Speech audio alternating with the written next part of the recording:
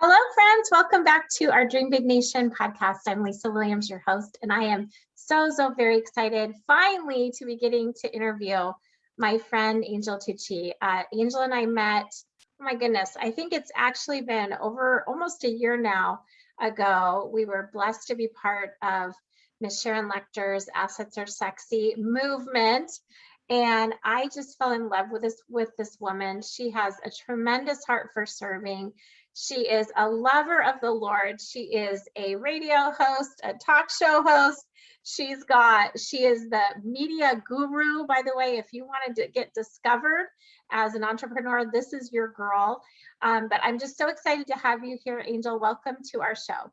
Oh, Lisa, I'm so excited to be here. I mean, it's been a long time coming. I can't believe that it took us this long to get here. I know it far too long, but you know what? God's timing is half the battle. We have to listen and watch and wait, right? Well, and let's just think about you. Let's just jump in because you have been on a movement pretty much since then. I think shortly after we first spoke individually, you were talking about your journey out to Florida. And you are someone that it seems as though to me are on a constant journey of reinvention. And you also help your clients do that through promotion. So could you just tell us a little bit about how you serve your community, some of the things that you do that maybe are different than others to serve those people? It's funny you say that of the reinvention thing, because I have several times had to reinvent myself, but I am truly that like stay-at-home gal behind the scenes. I like my routine. I like things the way they are, but life doesn't always hand it to us that simply. But you and I met when we were working with Sharon Lecter during her Assets Are Sexy events and movement. And of course that was getting ready to launch in a really big way when the pandemic hit and everything shut down. We all were social distancing, and especially everybody in the speaker world and the conference world, they were just scrambling. How are we going to still connect, and what are we going to do? But fortunately, technology was set up for things like this, right? For us. I mean, where are you at, Lisa? Where in the country? I'm in California. Okay, so you're in California. I'm in Orlando. And yet somehow throughout the last year and a half or couple of years, you and I have seen each other face to face. You being able to use technology. We've never met in person, but I feel like if we ever saw each other in person, we would feel like old friends because of technology. And so without a beat, right, without missing a beat, we completely shifted over to all of the online technology, web conferencing, video streaming. We were able to continue to host events. We hosted our first event with Sharon Lecter, which was, I think we got Zoom bombed actually. I remember. The Nazi Zoom bomber. It was awful. I still have PTSD a little bit. Like every now and then, like something happens, you'll hear a noise when you're on a Zoom call, and I freak out. It was so violating. Like what a horrible experience. And I felt, part of the responsibility because I'm telling Sharon, it's gonna be fabulous. It's gonna be fine. Like this is the next best thing to getting together in person. But we roll with the punches and we do what we can to protect ourselves and to follow security protocols. And so, I mean, at first I was so excited. I'd be in the morning, I'd be hanging out with somebody in California, and then I'd pop into a mastermind in Oregon, and then I'd pop over here to my board meeting. And it was just like in the beginning, I loved it. I thought this is so great for time management. There's no downtime. We're just all over the place doing everything we wanted to do. But of course, as months dragged on, it started to get a little lonely. And my husband and I were living in Colorado at the time. My two daughters, my oldest daughters, they are twins. They live in Orlando, work at Disney World. And they had quarantined for a little while with us, but then they'd gone back to work. And my husband and I had to come out to Florida for kind of it was a sense of urgency, but not an emergency. You know, it's one of those, my daughter's car broke, her brakes went out. We found her a car in Colorado and we drove it to Florida for her because she I needed it. was wondering what actually that, I never What got heard us out about here? what prompted the, original move. Because it was, it's like it was enough of a sense of urgency, but not anything bad had happened. And that's a really critical piece to this story, because my son and I were doing rock, paper, scissors of who's going to have to drive out with dad on this road trip. And I lost, right? Because I'm like, I don't want to spend 3 days in the car driving out from Denver to Florida. And at that time, I had really kind of gotten myself into a situation where I was just working all the time because there's nothing else to do. And so I had just filled my calendar so jam-packed, like meeting after meeting after meeting, because there was nothing else to do. There was nowhere else to go. And so her car, the brakes went out. My husband found her one, and we needed to get the car to Florida. And I had, a very small window. We could leave Friday afternoon after all my meetings were done, and then I've got to be back on Monday morning. So I had a very small window. But it was one of those, just Jay and I in the car, we're listening to podcasts, we're having nice conversation. We're not stressed out about the trip at all. And Lisa, I had been working very closely with Sharon Lechter. I had been listening to some different podcasts about growing really a scalable business and a more automated business. And how do you create revenue a little bit more passively? Mm-hmm. And I had on this road trip, listening to podcasts, learning from Sharon Lechter on how to create passive income and multiple streams of revenue. And I had this light bulb moment where I realized that through publishing and through selling books, which most people will tell you there's no money in books, how I could teach. I'd already published many, many books. I've been teaching people, my clients, about the value of having a book in order to get media exposure. But all of a sudden I had this moment, this light bulb moment about how you could create an incredible side hustle revenue through your published books. And so there was this whole haha moment. And I thought this was so fabulous, because I wouldn't have ever had this 2 days in the car to just have this time with my thoughts and to think about all of this. But also, Lisa, while we were on that trip, on the way back to the airport to come home, we stopped at an open house, and my husband and I we had found this home that had a swimming pool, was on a little lake. And we just fell in love with it. We went and sat at the airport for 2 hours, had a 4-hour flight home. And by the time we landed in Denver, we had decided we should move, right? Wow. Like just completely out of the blue, very random. We'd lived in our house for over 20 years, raised our kids there. But there were little conversations where people had said to me, Angel, you could work from anywhere. And where do you really want to? And Florida was never on our radar because it was so far away for somebody who travels as a speaker. Yeah. The flights are too long, and Denver is so centrally located. It's the perfect little hub for a speaker, that in Arizona, because you can get anywhere within a couple of hours. But we found this house, we fell in love with it.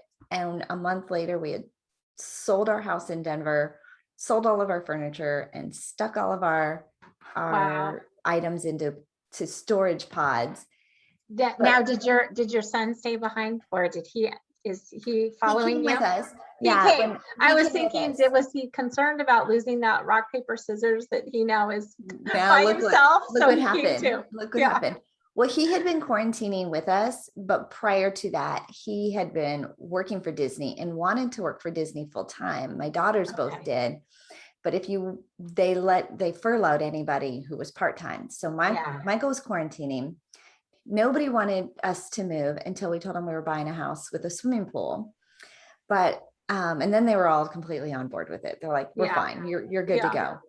But the scary part, Lisa, and the piece that we had to have so much faith was we were entrepreneurs. We write off all of our income.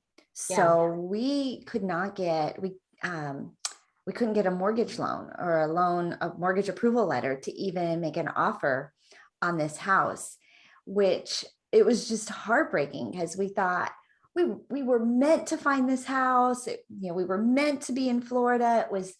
They happened to have an open house. We happen to have like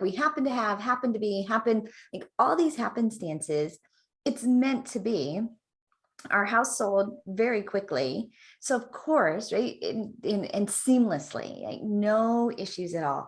It's meant to be, but yet mortgage company after mortgage company would not give us a loan or even an approval letter. We couldn't even make an offer on the house. So we left our home of 20 plus years.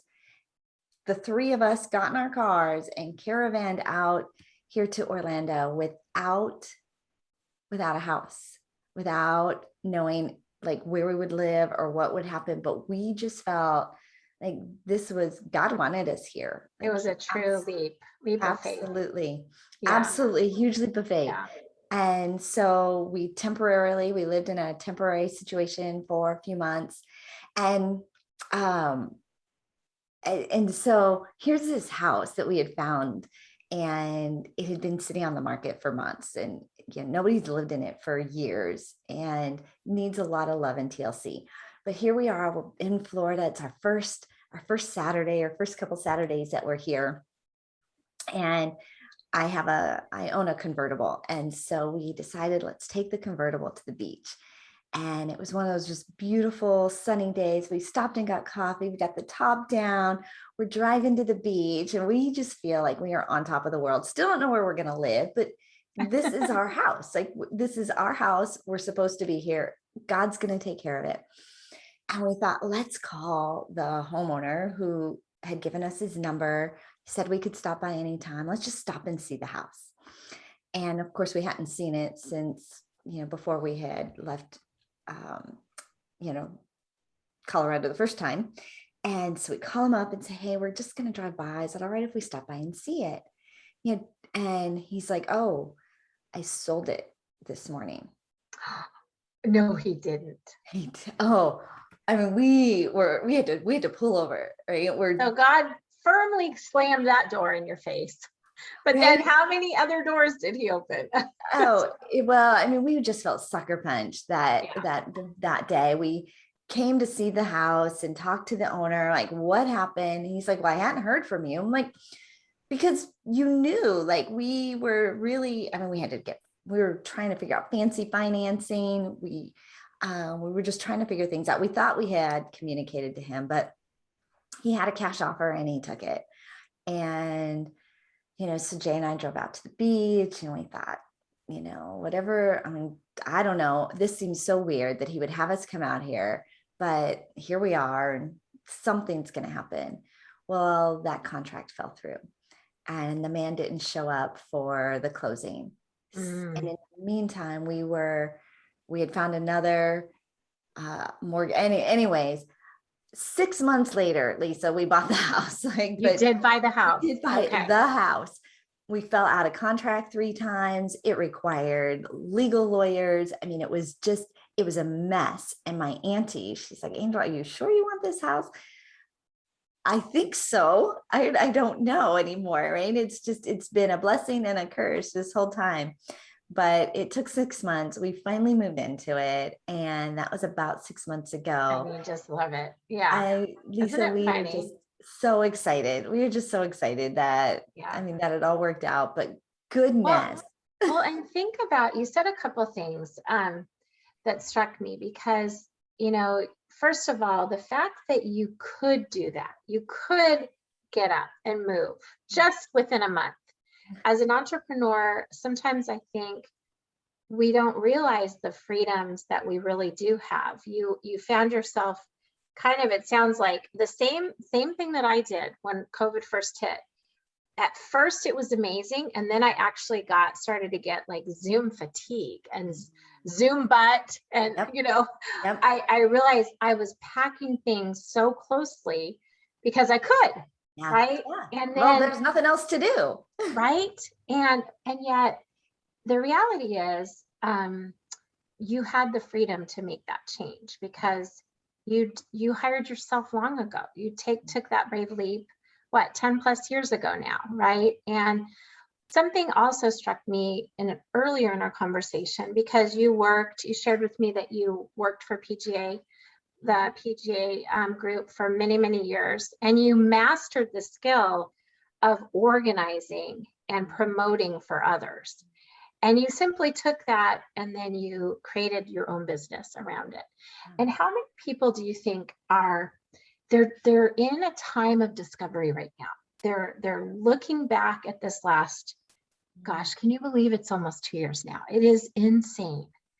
And these are the people that I want you to be speaking to. Either A, the people that have made that brave leap and they are creating change in their lives, or they still haven't, but they know that God is urging them to, right? So, what would you say to those people that haven't yet maybe really taken that brave leap themselves? Well,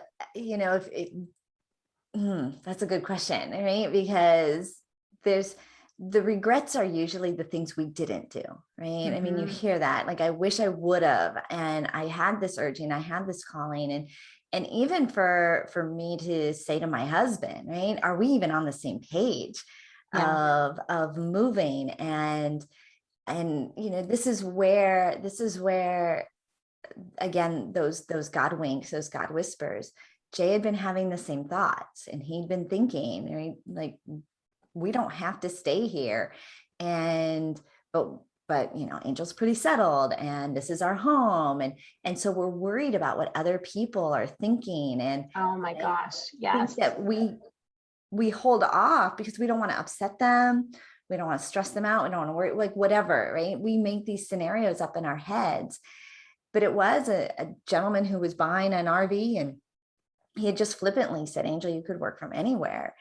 And I'm like, I really could, but like, where else would I work? And where would we go? I mean, this is home. Yeah. And so those urgings, those little ideas that you have, those aren't coincidental. Like, they're not by accident. They're not as random as we think they are. And so when you start to look at your life as like this mosaic, right? Like, mosaics are like little pieces of broken glass or broken pottery put into a design. That's really individually, it seems like so random. And this little piece of broken pottery or this little broken glass doesn't represent anything. But yet, put into this beautiful pattern, it's gorgeous. And you step back and you look at it. And that's what our life is. It's this beautiful mosaic of all these random thoughts and ideas and people and incidences that you don't even realize. You just don't even realize the bigger picture. So if you're having the urge and there's something, give it to God. Listen to it. Yeah. Right? Because he's speaking to us. He's in the business of creating miracles. He's already opened the door. Really. I mean, when Jay and I ended up out here, and it kept the doors kept seeming to slam, but then they would open up again. And it did feel like we're just being tossed back and forth, in the waves. And I think he just wanted our faith and our trust and to say, even if it's not easy, I still got you.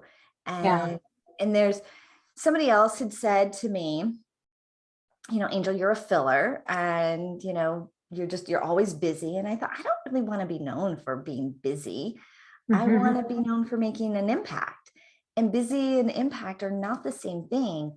And yet, if I don't create some boundaries and start to create a life again and put some fun and family and downtime, I'm gonna resent what I do. I'm gonna burn out.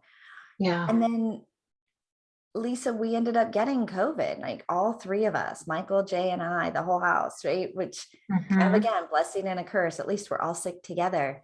But because I had put some boundaries in place, I had reduced my workload, I had started putting some downtime in, that when I needed to take it, I could. And I know not everybody has that freedom. This wasn't by accident, really. It was by design of By 100 design. little decisions that I've made along the way, and that you've made, and that we've all made, to put money away, to create revenue, to work from home, to create a schedule, to put technology in place. Like, there are 100 little decisions that we've been making. And then during that whole time, right, I was able to publish my 15th book. All right, who's got 15 books? I love it. But now we're teaching people how to leverage. We call it hashtag fund the life. That I learned this technique on that road trip. I mean, there's so many things, Lisa. I was meant to be here. I was meant to be here at a Absolutely. time such as this. Well, and let's unpack that a little, because there are so many people that find themselves in a job at home now, realizing, I mean, here in California, I can tell you there's going to be major change, because people don't want to get back on those freeways.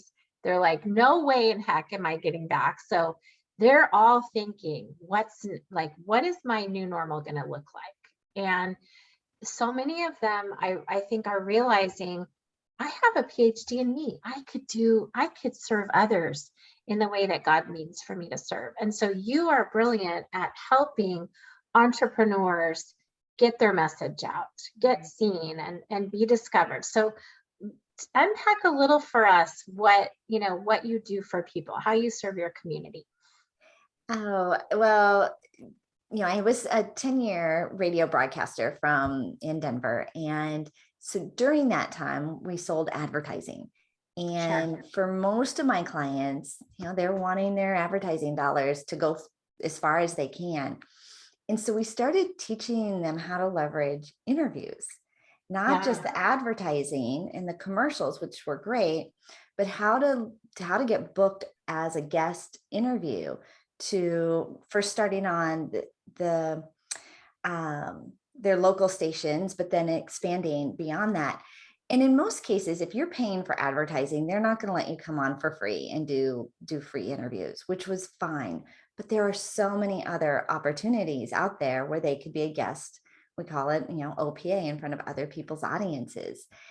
And at the time, it was just to help my advertisers.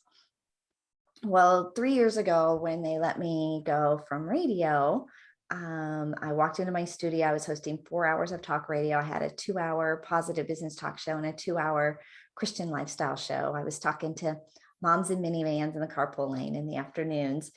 And on a Wednesday afternoon, I went in, and 5 minutes later, they said, we've made a change. And I was being escorted out with my disco ball, my cardboard box. And I had an opportunity to reinvent myself, right? Again, I'm 48 years old. My two oldest, within that week, they both decided they were going to move to Florida. So I was becoming an empty nester and trying to figure out, what do I do now? And I had met a gentleman and gone through a speaker program. He said, we're looking for women. We're looking for women to speak on stages. And Angel, they want to learn media. They want to learn how to get booked in the media. I'm like, really? They don't know how to do that? Like, how hard can that be? Right. Because that was the world I was in. I didn't know it was a thing. And so in a weekend, I went and recorded a 12 module digital course, my media master course, on everything you need to know to get booked in media, right? What to pitch, how to pitch, who to pitch it to, what that should look like. I recorded it all in a weekend, and I took my show on the road and started teaching entrepreneurs how to leverage media interviews. And of course, along the way, it's developed. One of the things that is critical for helping you get media exposure is being a published author, because as a published author, you can get booked for free most of the time. Radio, television, expos, all, summits, they're looking for authors. So if we can take your life journey, like what you feel is ordinary, is really magic to somebody else, if we can craft that into what I call your food book, the book that puts food on the table, it's a 150-page love letter to your clients, and position you as an expert, we can now take that show out on the road. And I teach 2 interviews a week and 1 press release a month, puts you in front of 100 new audiences. And Lisa, you do it from your home, right? You do it from wherever. You don't have to go into studios. You don't have to travel. You can take all your extra time and serve your VIP clients, be more innovative, be more creative, but truly with a microphone in one hand and your book in the other, you can build your list, build your following, create a lifestyle, right? Hashtag fund the life. And the 2 interviews a week, imagine if during those interviews, you sold 25 copies of your book. So you're talking about, I am the expert on, and so, here's this great, in this chapter, I cover this, and in that chapter, I cover that. And in those interviews, you ended up selling 25 copies of your book. That's 200 books a month. It's about $5,000 in sales. That's a significant side hustle. Right? Absolutely. Yeah. Especially when people think like, so many people have this, okay, I'm earning 150, 250, 300. That's W-2, friends. I'm telling you, being a business owner, there are tremendous perks when it comes to tax advantages and expenses you can write off. And I couldn't even believe, I've hired myself very, very part-time, like 3 years ago, but I really officially went full-time just a year ago, and incorporated and did all those grown-up things you're supposed to do. Like Sharon teaches us, make sure you protect those sexy assets that you have, right? Sometimes I wonder, like, Lord, why did I not wake up sooner, into this world, right? Well, so then you could talk to, you can relate to people who feel like they, it was too late, or, can I jump off that path? And the nice thing about being an entrepreneur, of course, the tax benefits and the income breaks, tax breaks that you get, calling your own shots, creating your own schedule. What if you're a night owl and you prefer nighttime, or you want to work around your family schedule? Kind of at the end, at that time where I was like realizing I needed to kind of just get a grip on my schedule, I started with just saying, I'm shutting it off at 4:00 on Friday, and I'm not turning it back on until Monday morning. Mm-hmm. And that was a boundary that I had to set for myself. And then when I got to Florida, Lisa, I still keep my mountain time zone work hours. So I don't start until 10 in the morning. And because I used to start at 8 in the morning at home. Yeah. And so now I don't start till 10, which then I ended up meeting and following a kind of a health and wellness coach who back just about 6 months ago, I had gained like 25 pounds, Lisa. And sister, I'm on that journey right now too. Okay. Send me her number, would you? I'm releasing that 25 that I gained during COVID. Yes. Right? I saw a picture of me at Easter and my face just looks like a beach ball. And so now, in one of the things she had, she's pretty intense. She's from Ireland, and she's got this very intensive, and she's bossy. She's like, that it's fat, and the only way to replace it is with muscle. And she's kind of bossy, but she had a 12-day shred, and then she had an 8-week butt camp, right? So, but you had to work out for 2 hours a day, Lisa. It was an hour of and low impact, right? Walking, swimming, right? And I have a Peloton, so ride the bike. But it was for 2 hours. Who's got 2 hours a day, right? To dedicate to this. But God gifted that to you. And I had the time. Yes. And so I was, I had a girlfriend at 9 a.m. We would get on a Zoom and we would hold each other accountable, and we're going through the workouts together. And so we did that for about almost 3 months of getting together every single morning at 9 in the morning and doing these little workouts and following her nutrition plan. And I've lost 25 pounds. It took me Good about for 6 months to do it. You look amazing. I mean, you always look amazing, but I know that for how we feel is not necessarily always how we look, or right. I had been living, of course, in yoga pants, right, for this whole time. Like you said, Zoom butt, Zoom fatigue, just sitting in this chair, and had gotten really comfortable with junk food, right? And it was just a slippery slope. And I needed something to turn me around. And so it was about a month after we moved into this house, I was introduced to Kimberly, and I started following her program, and I love it. Thank goodness, because nothing fit in my closet anymore. And I would see pictures of myself, and I just knew I'd gotten lazy and figured I'll get to it later. I'll get to it another time. Like, there's time. And I think that's the devil's biggest lie to us. Oh yeah. Is that there's time. You can do it later.